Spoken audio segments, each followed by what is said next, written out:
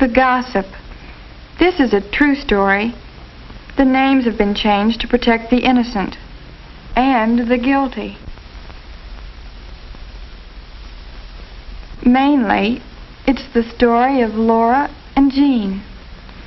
Laura and Jean were best friends. They double-dated together, they studied together, and often, after school, they went to the corner drugstore together. The drugstore was a favorite hangout. Some of the kids drank Cokes, others read magazines, and they all talked. Talking's lots of fun, except sometimes when you talk about people. That's when the trouble starts. I saw them together yesterday. Of course, I'm just telling you what I saw and heard, but, well, Helen... Hi, everyone. I'm sorry to interrupt, but, Laura, don't you and Mary forget the meeting in Mrs. Hoover's office tomorrow afternoon at 3:30. 3:30. What meeting's this? The Pep Club, Frieda. We've got to nominate people for next year's officers. Who's going to be up for president? Well, The names will be posted on the bulletin board Thursday morning, Frieda. Oh, sure, but come on now, you must have some idea now who'll be... Nope. Bye, everyone. Bye, Mildred. Well, who does she think she is, keeping it all to herself? Is friend Jean your candidate for Pep Club President, Laura? Well, Laura's going to put up whoever's most qualified, Frieda. Is Jean qualified, Laura? Is she? You'll find out Thursday, along with the rest of us. Well, wish I had a friend on the nominating committee. You have me, Frieda. Well, like I was saying, I saw them together yesterday. Well, Tom said that really there wasn't anything. Laura.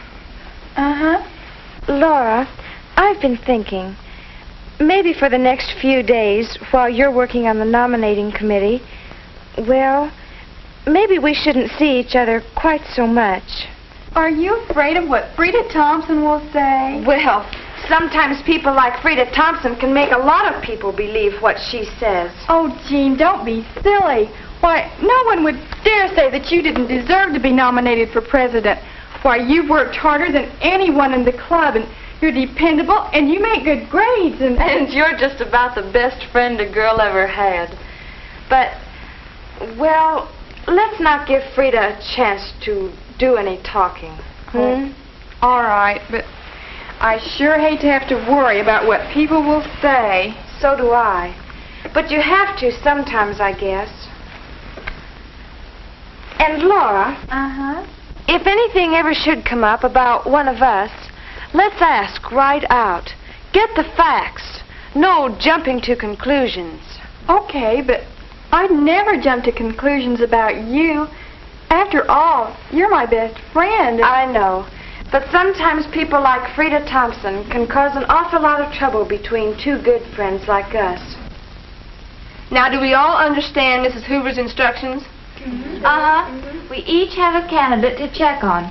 We're to check with faculty members as to grade and personality qualifications, And then we make a report on these things, bring the reports back, and draw up a final slate of the girls based on our findings. Can we go now? Just a minute. Yes, Mary? I don't think it's fair to ask Laura to check on Jean, since they're best friends and all. Well, I'm sure Laura will be objective about it, Mary. Oh, yes, Mildred. I'm sure Laura will be objective about it.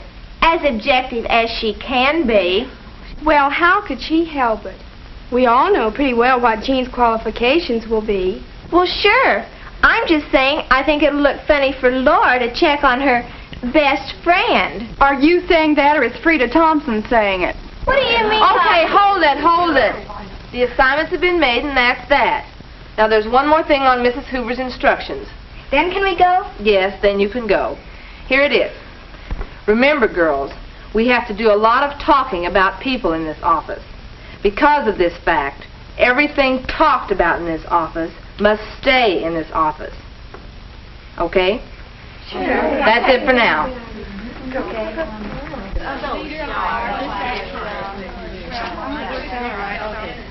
Okay, bye.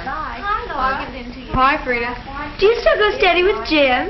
Why, yes. Does your best friend go steady with him, too? What do you mean? Look. Oh, Frieda, he's just taking her home. Why isn't he waiting for you? Well, I told him not to because of the meeting. Well, when the cat's away, the mice will. Bye now. Why isn't he waiting for you? Let's not jump to conclusions. Let's always get the facts. Yes, Laura, I think Jean would be a good choice for Pep Club President. Jean. Hello, Mrs. Anderson. Hi, Jean. Hi, Laura. Hi, Jean. Here are the tests, all done. Would you like me to put them in the drawer for third hour? No, just set them on top of the file. I'd like to check them over, please. Well, thank you very much. Mr. Summers would like to see you in the office when you're through here. All right. Thank you. I'll see you both Thanks later. again. Bye-bye. How she can make up so many different questions year after year, I'll never know. Jean. Oh, Larry, come here a minute. I have something I'd like to tell you. What can I do for you, cutie? You're in Mrs. Anderson's third hour class, aren't you? Don't I look like it? I've been up most of the night studying for that quiz of hers. Well, there's some things I'd like to talk to you about. While we have a few minutes now before class starts.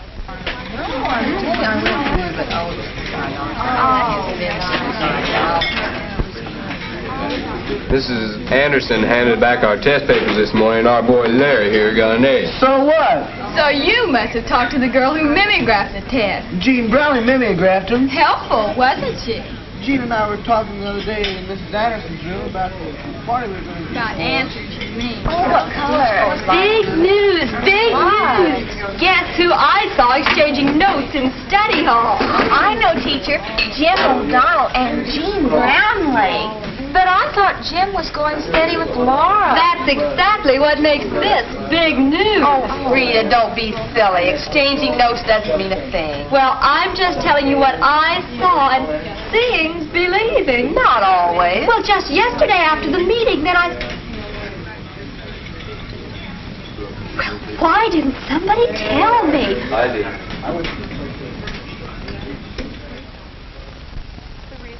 I think that Jean Brownlee doesn't deserve to be nominated for president. Well, Laura, you're Jean's best friend, and you wouldn't be bringing in just plain gossip about her. But somehow it just doesn't seem like Jean did help people cheat on a quiz. Oh, I don't know. She makes pretty high grades for someone who has so many outside activities. She's smart, that's why. Sure, she's smart, but she's also human.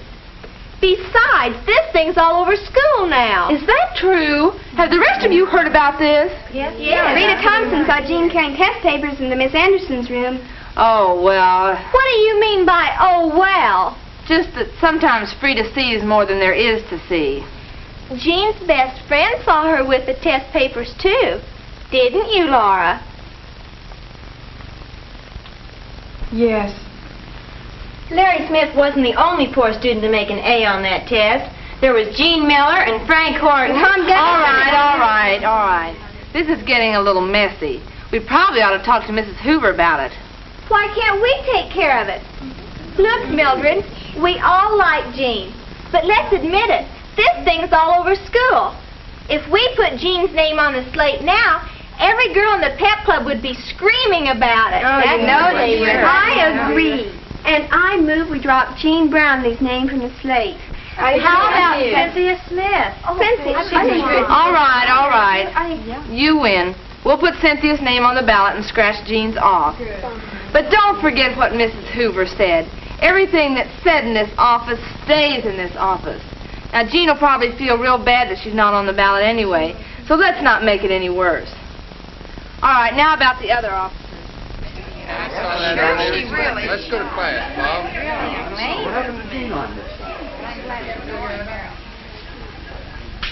Hi. Say, thanks for helping me with this gift, Jean. Hey, what's the matter? Your name won't fade off. Cynthia Smith. Well, I'll be. Oh, look, Jean, it's only an office. Why, 20 years from today, you won't even remember it. Oh, I'll remember it all right. 'Cause it's my best friend's birthday. See you later, Jim. Bye. Golly, Jean, I'm sorry about your not getting on the Pep Club slate. Everyone who's up there will do a fine job, I'm sure. Jean, there's something I want to tell you for your own good. Now, I can't tell you who told me, but, well, I know why you didn't get on the Pep Club ballot. You see, when Laura came into the meeting the other day, it came up about that cheating on the test in Miss Anderson's room. And, well, you mimeographed the test, and Laura saw you talking to Larry Smith that afternoon. I don't understand. It's not true. None of it's true. Laura, you know I wouldn't do a thing like that. Why didn't you come and ask me about it? We weren't supposed to talk about it outside the meeting. You weren't. I don't understand. I thought we were always going to get the facts before we jumped to conclusions. I thought I had the facts. But you didn't. You didn't. Jean, you're making it worse than it really is. No, I'm not. It's a big lie. You can live it down. Why? Why do I have to live it down? Why do I have to live down a big lie? Laura, who started it? Tell me, who started it? I can't. Why?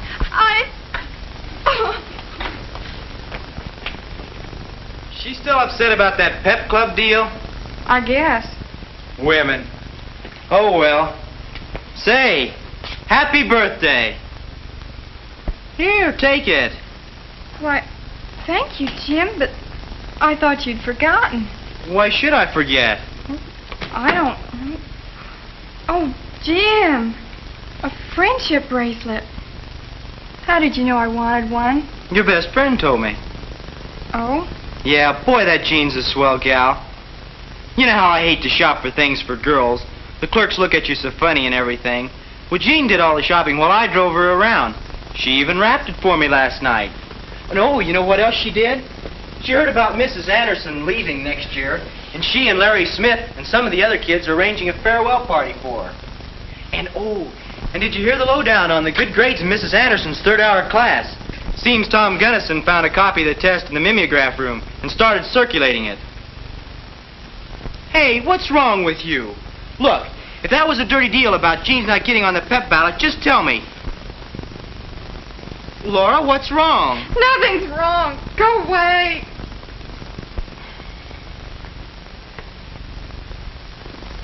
No, nothing was wrong, except that everything was wrong.